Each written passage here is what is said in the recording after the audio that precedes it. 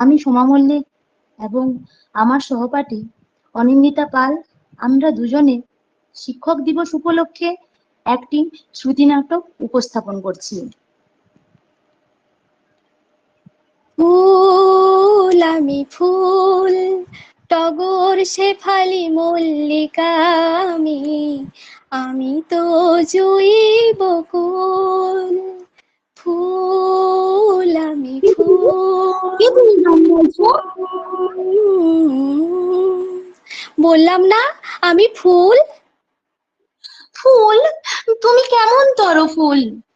কোথায় গেল তোমার সেই রং, সেই লাল, নীল, হলদে, বেগুনি সব রঙেই যে ফ্যাকাশে হয়ে গেছে।